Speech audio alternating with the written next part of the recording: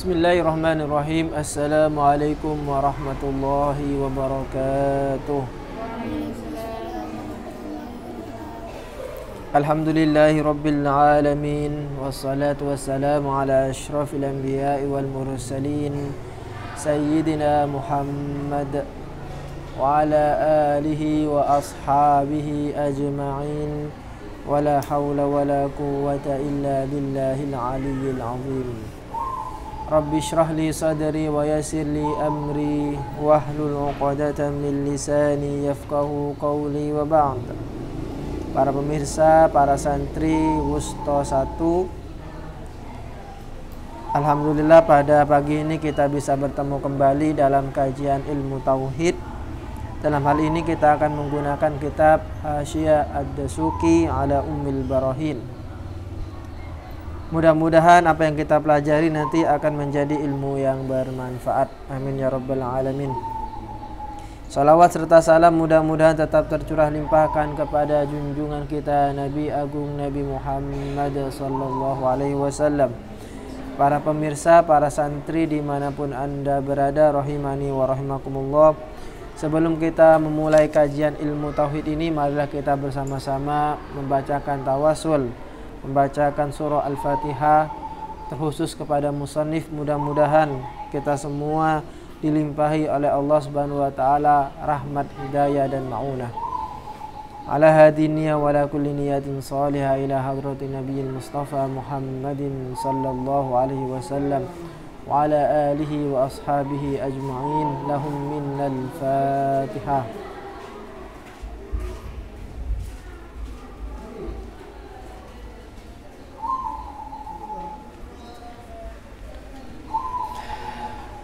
Para pemirsa, para santri dimanapun anda berada, rahimani wa rahimakumullah. Sebelum masuk pada pembahasan di dalam kitab, perlu flashback kiranya, perlu mereview kembali tentang pelajaran yang telah kita ambil pada minggu lalu.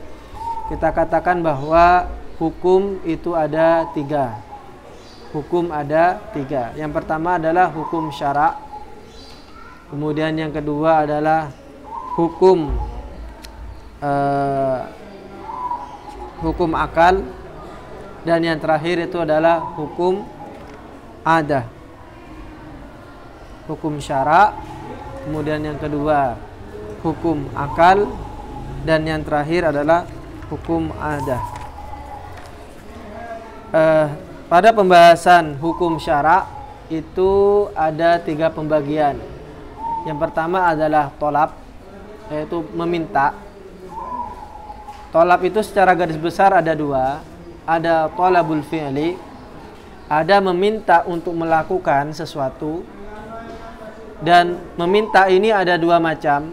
Ada yang permintaannya yang bersifat memaksa atau wajib. Yang kedua yang bersifat tidak memaksa atau sunnah. Ini yang tolab, tolabul fi'li. Kemudian yang kedua ada tolabut tarki, yaitu meminta untuk meninggalkan sesuatu atau tidak melakukan. Ada 2 macam juga. Yang pertama, tolabut tarki tolaban jaziman, meminta dengan memaksa, harus tidak melakukan. Dalam hal ini disebut dengan haram atau tahrim. Kemudian ada tolab yang wairu, tolabut tarki tolaban wairu jazimin, tidak memaksa. Artinya kalau sampai mau melakukan ya silakan, namun itu akan dibenci. Itu yang disebut dengan makruh. Itu 4. Berarti ada 4 pembagian tolab. Kemudian di samping 4 ini, di tengah-tengahnya ada namanya at-takhyir. Sampean bisa memilih antara melakukan atau tidak melakukan. Itu yang disebut dengan ibahah atau mubah. Sampean boleh memilih untuk melakukan atau tidak melakukan. Contohnya, sholat tahajud bagi sampean itu adalah mubah, boleh-boleh saja. Boleh-boleh saja. Sampean boleh melakukan pada awalnya ya. Namun ketika ada syarak yang yang ada teks yang kemudian memberikan pernyataan bahwa sholat tahajud itu dianjurkan.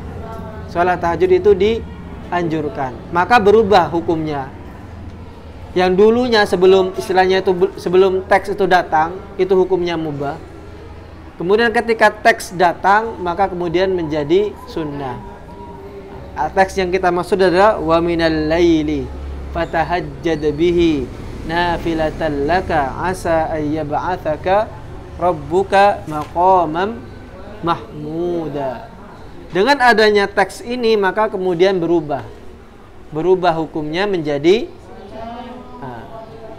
sholat dulu sebelum adanya perintah sholat, sebelum ada perintahnya sholat. Hukumnya apa?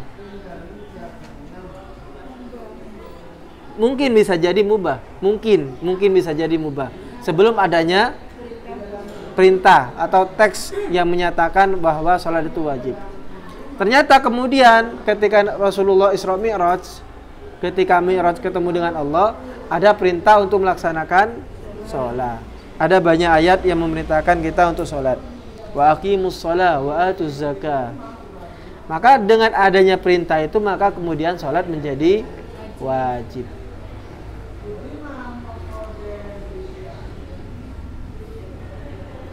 Seperti itu. Nah, maka hukum-hukum itu juga tergantung dari situasi dan kondisi. Nikah contohnya. Nikah pada awalnya hukumnya adalah mubah. Pada awalnya nikah itu hukumnya mubah. Kenapa? Sudah punya calon sehingga hukum asalnya adalah mubah. An-nikahu sunnati faman raghiba an sunnati falaisa minni. Bagi jomblo-jomblo yang akhirnya ndak nikah-nikah, mungkin membaca hadisnya itu dengan redaksi yang lain. An-nikahu santai gitu. Sehingga yang ndak nikah-nikah karena apa? Santai.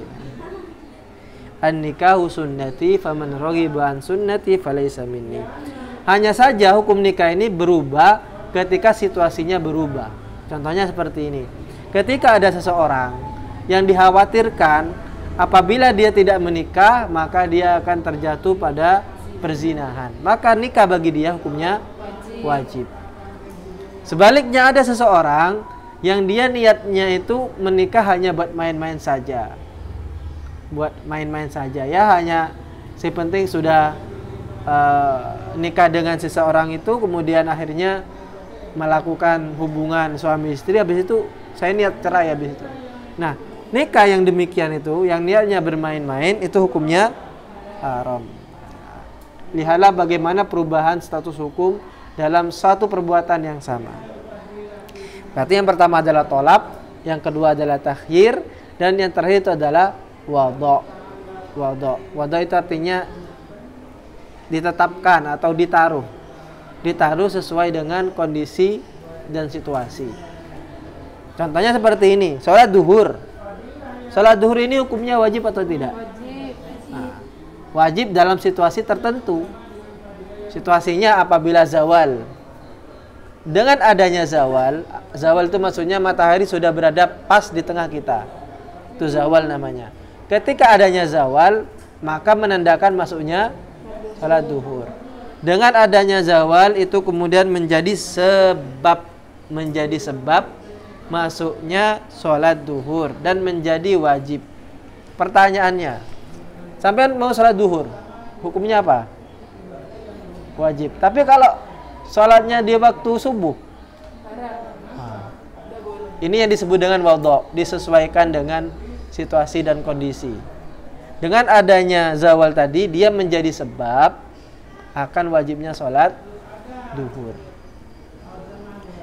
Ketika sampean mau sholat, sudah masuk sholat duhur, sampean sholat dari sekolah, dari aliyah atau dari SMK, langsung sholat tanpa wudhu, kira-kira sah enggak sholatnya?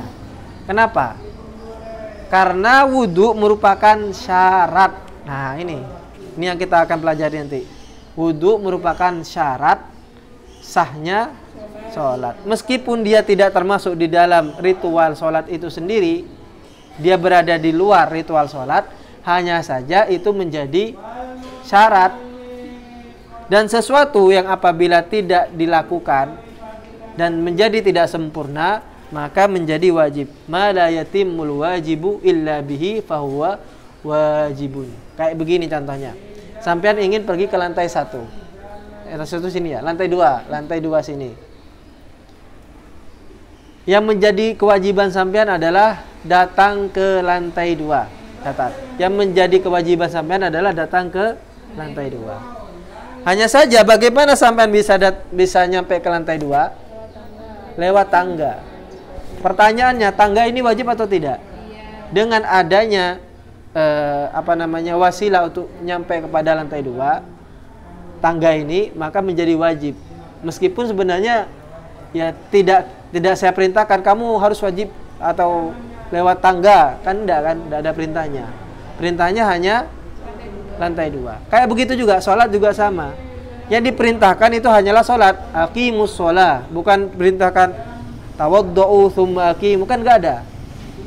Aqimus shalah, dirikanlah salat.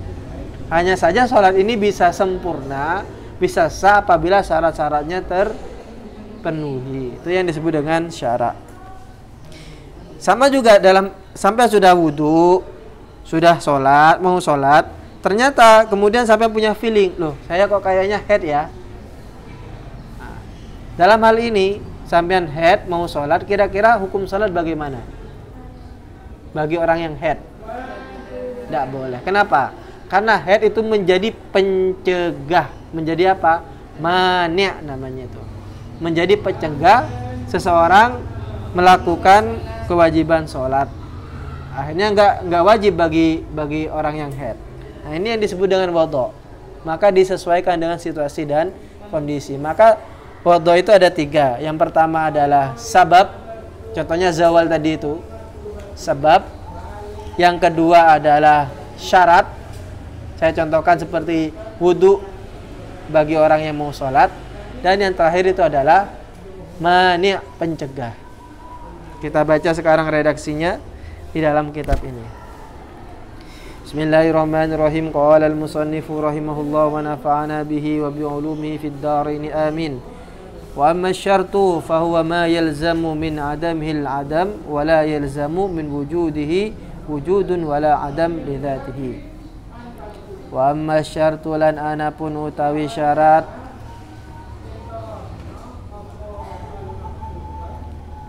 fahuwa mongko utawi syarat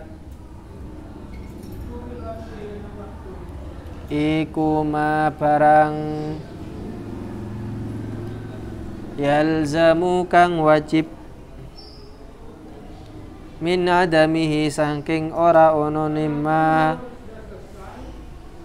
apa al-adamu sirno wala yalzamu lan ora wajib min wujudihi saking ono nimma apa wujudun ono wala adamun lan ora ono lidzatihi krono dzatimma wa mithaluhu lan utawi contone syarat iku al-haulu haul bin nisbati kelawan dinisbatakan ila wujubiz zakati maring wajibi zakat fil aini ing dalam barang wal masyiyati lan hewan ternak fa innahu mongkos tuhuni syarat iku yalzamu wajib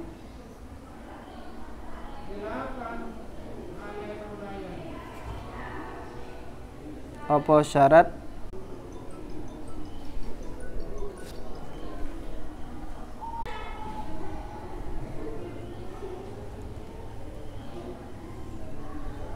mana tadi fa innahu yalzamu min adami tamamil hauli saking ora onone sempurnane haul Apa adamu wujubiz zakati ora onone wajib zakat fima ing dalam barang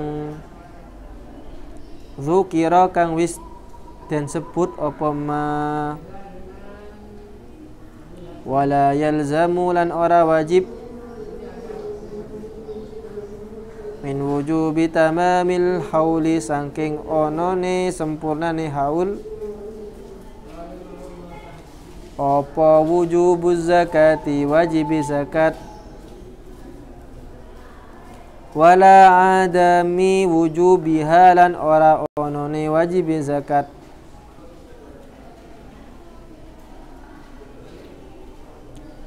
tatawaqqafu kandek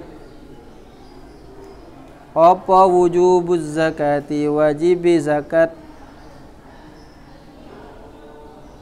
ala milkin nisabi ing atase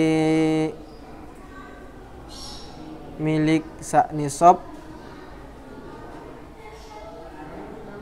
milkan kelawan kepemilikan kamilan kang sempurna.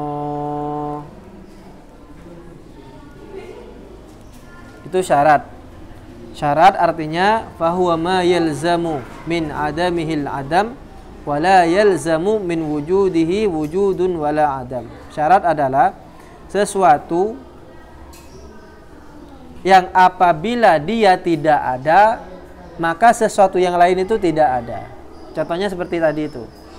Wudu apabila tidak ada maka sholat itu juga tidak ada, tidak dianggap sholat itu. Karena kenapa? Karena wudunya tidak ada. Karena wudunya tidak ada.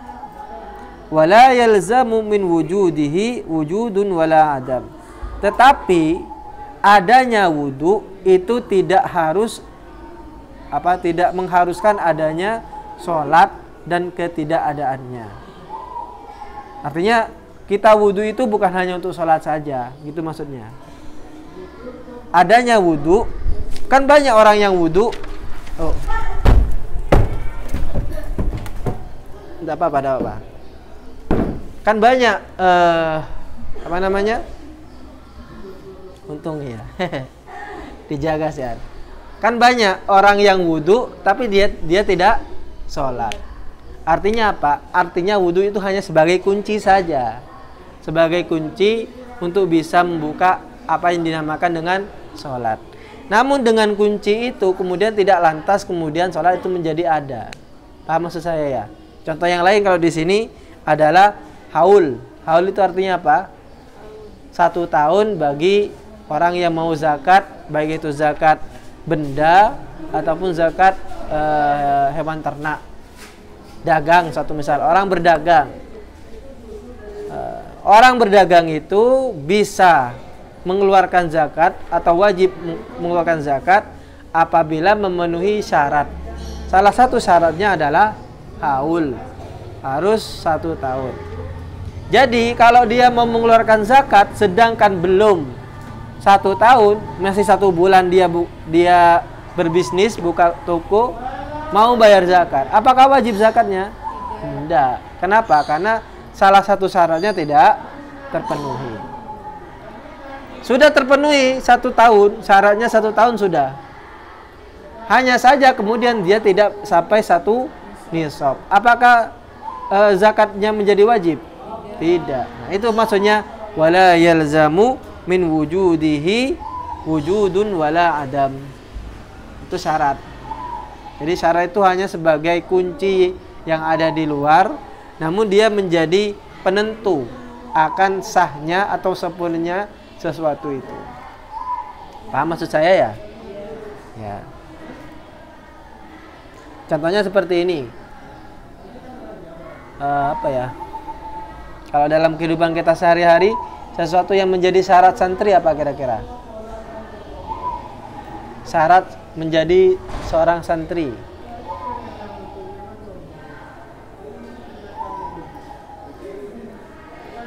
Syarat menjadi orang santri kira-kira apa?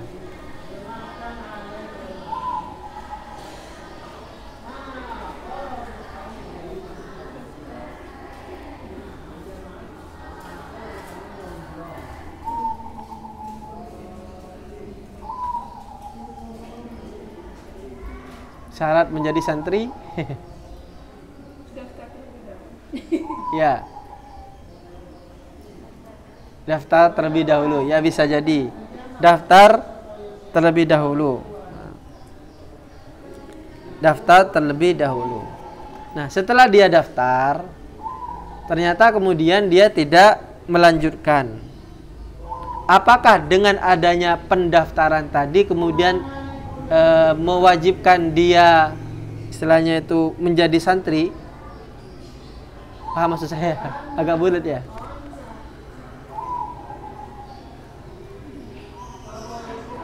Kan tidak kan ya? Tidak. Artinya keberadaan si syarat itu tadi tidak menentukan yang wajib tadi. Hanya saja dia menjadi penentu apabila dia tidak ada. Paham maksudnya? Kita lanjutkan mani sekarang. Wa ammal mani'u. Wa ammal mani'u lan anapun utawi mani'. Fahuwa mungko utawi mani'. Iku ma barang yalzamu kang wajib min wujudihi saking ono nima opo al-adamu sirno wala yalzamu lan ora wajib min adamihi saking ora ono nima opo wujudun ono wala adamun lan ora ono lidhatihi maring dhatimma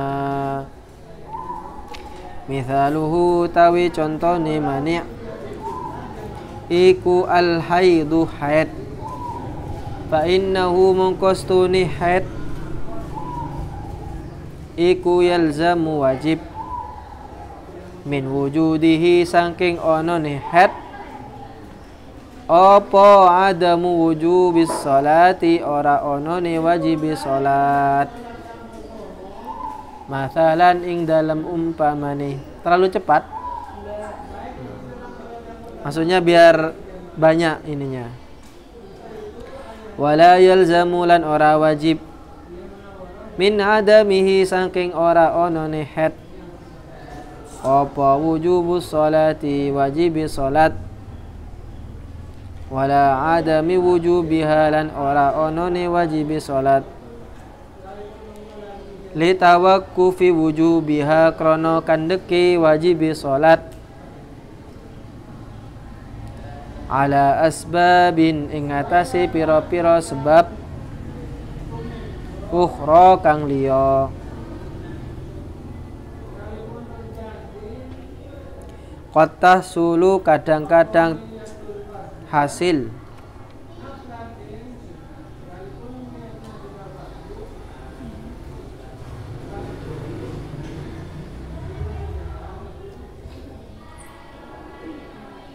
apa wujubus shalah inda adamil haidi nalikani ora ono haid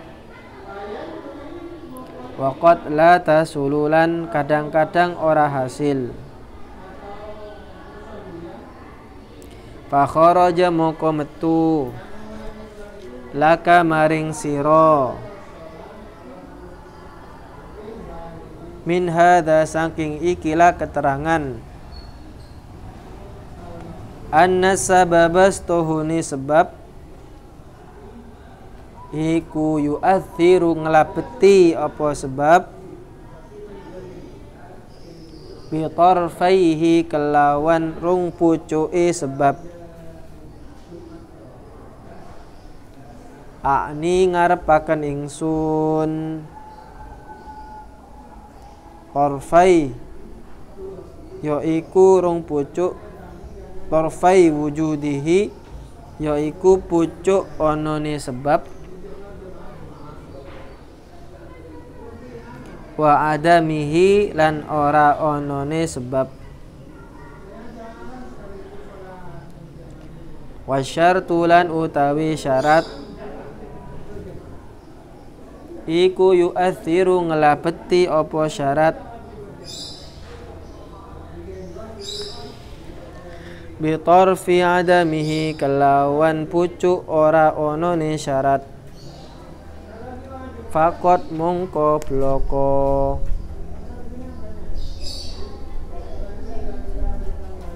fil adami ing dalam sirno. Fakot mongko bloko wal mani'u lan utawi mani' iku yu'athiru ngelabeti apa mani'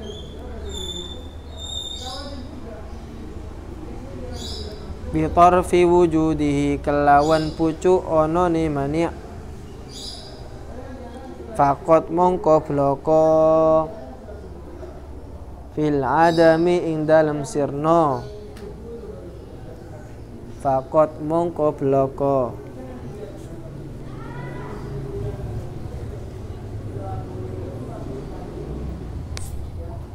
wa mahallu istiqai lan utawi panggonane pembahasan kang luas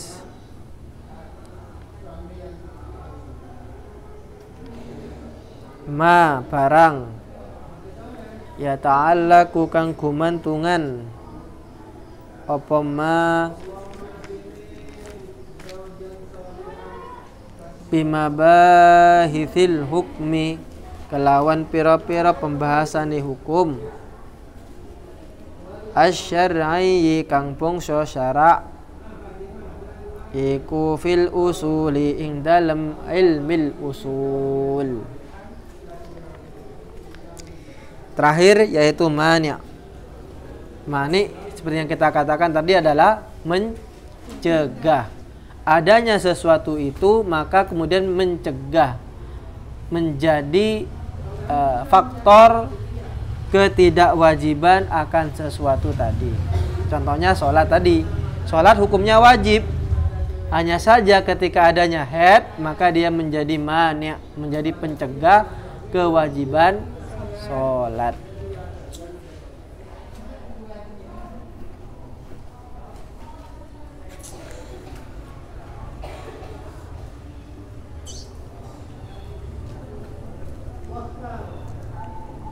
Nah, di sini dikasih kesimpulan.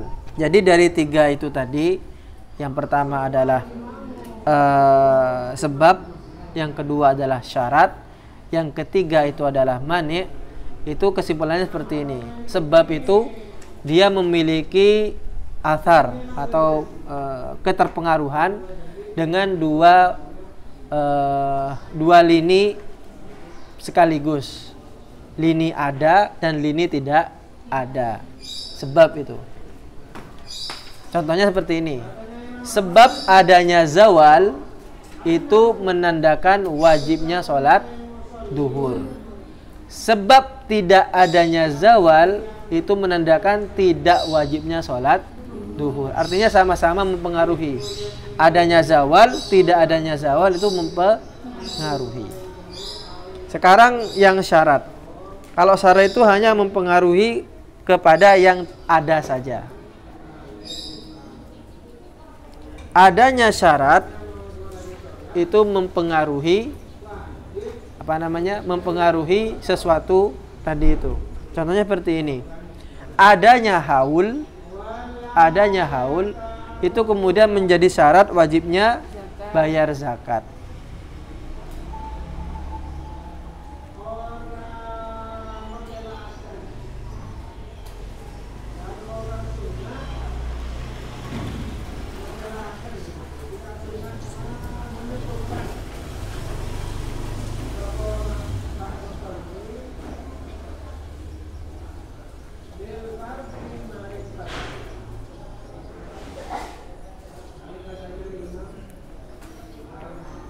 Sebaliknya mani itu adanya mani pencegah, maka menjadi ketidakadaan sesuatu. Contohnya tadi sholat, dengan adanya haid itu kemudian menjadi tidak wajibnya sholat. Atau begini gampangannya, jika sebab itu berhubungan dengan dua sisi tadi itu, sisi ada dan tiada. Sedangkan syarat itu hanya berhubungan dengan sisi yang ada saja. Mani berhubungan pada sisi yang tiada saja. Itu kesimpulannya, kesimpulan dari hukum wadhu'. Dan kalau kita mau mempelajari ini secara mendalam, secara panjang lebar, maka sampean bisa kembali kepada pembahasan usul fiqh. Pembahasan usul fiqh panjang sekali di situ. Kalau di sini hanya sebagai pengantar saja. Hanya lewat begitu saja. Sekarang hukum terakhir yaitu hukum adi. Wa ammal hukmul adiyu. Kita lanjutkan. Wa ammal hukmul adiyu. Lan ana pun utawi hukum kang bangsa adi. Fa haqiqatuhu mongko utawi hakikate hukum adi iku itsbatur rabti netepaken hubungan baina amrin antarane siji perkara wa amrin lan siji perkara liya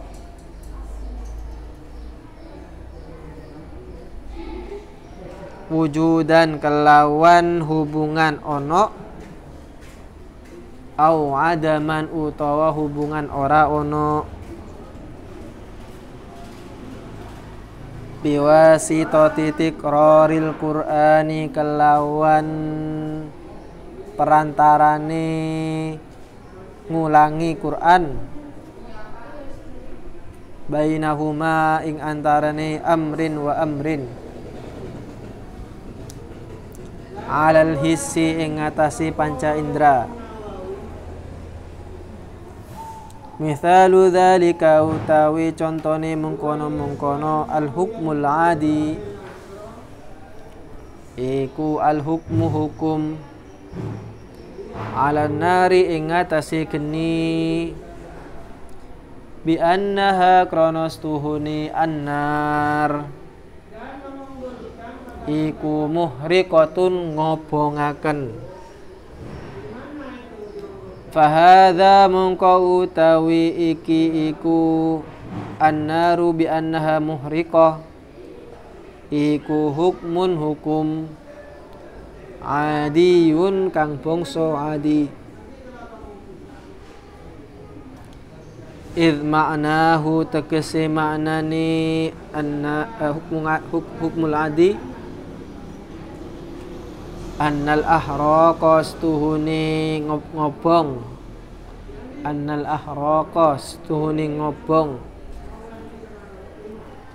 iku yaqtarinu barengi apa ihraq bimasin nari kelawan temek geni fi kathirin ing dalam akeh-akeh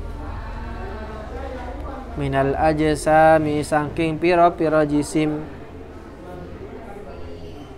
limusyahadati tikrari dzalika krana ningali ngulangi mengkono-mengkono ihraq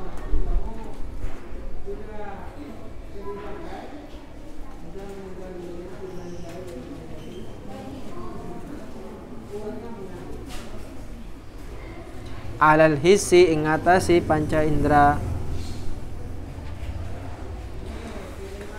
walaisa lan ora ono apa makna hadzal hukmi maknane ikilah hukum annan narastuhuni geni hiya utawi annar iku hiya utawi annar iku allati perkara atharat kang gawe labet apa annar fi ihraqima ing dalem ngebongi barang masat kang demek opo annar hu ing ma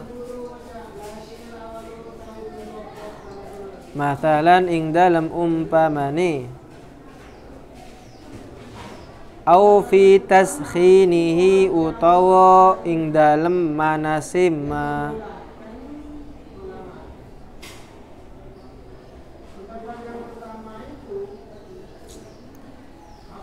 Ya. Kemudian hukum terakhir itu adalah hukmul adi. Ini pembahasannya agak sedikit banyak. Kita akan lanjutkan saja pada pertemuan yang akan datang. Untuk selanjutnya silakan sampean baca. Ada pertanyaan? Ada pertanyaan? Sudah, penjelasan saya kira cukup demikian.